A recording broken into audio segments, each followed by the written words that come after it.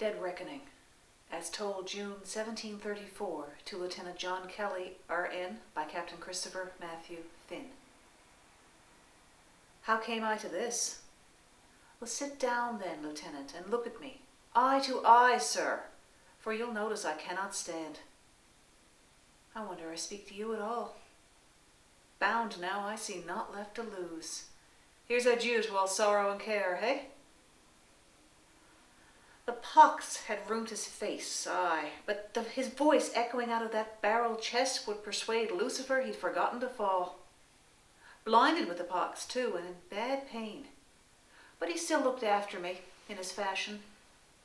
He walked right delicately for a big man. Captain George Walters, master of Bonaventure Walters, and full owner, too. That man answered only to himself. Think on it.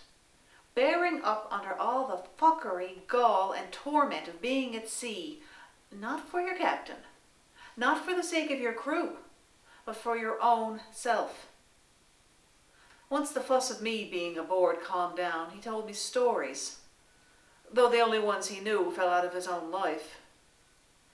He'd been a Navy man once, he told me, pressed near the docks, sea legs giving him away.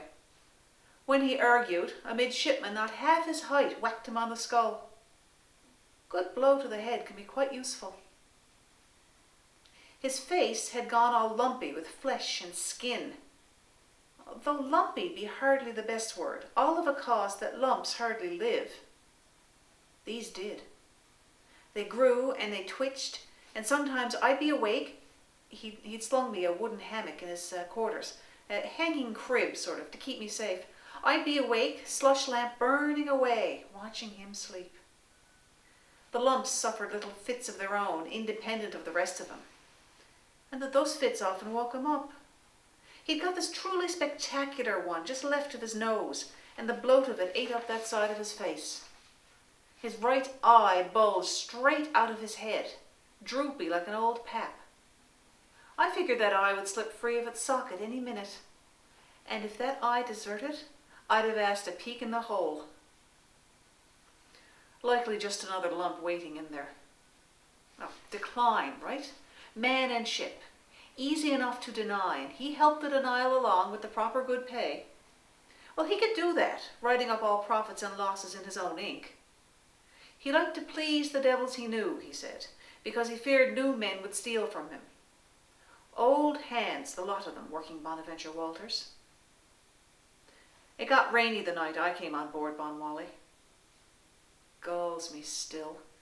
That raggedy-eared dog-fucker, Ned Copeman, soon as he could, he crammed me and his ditty bag into his big sea chest and locked it. I nearly smothered in there, sucking at canvas and wood. I could trust Copeman, I trust him to choke and bugger me. Captain Walters caught him at it early on, out to sea, and warned Copeman he'd ruin me as surely as he'd ruin a dog by beating it too much. Walters, though, I loved the way he talked, even just the sound of his voice. I loved him, I did. I loved him as a drowning man loves a floating plank. No, Lieutenant, 'tis important, and if you wish to learn a single half fact about that lost goddamned gold, and how you and me came to be sitting here, then you will listen. 'Tis you who did beg me to tell.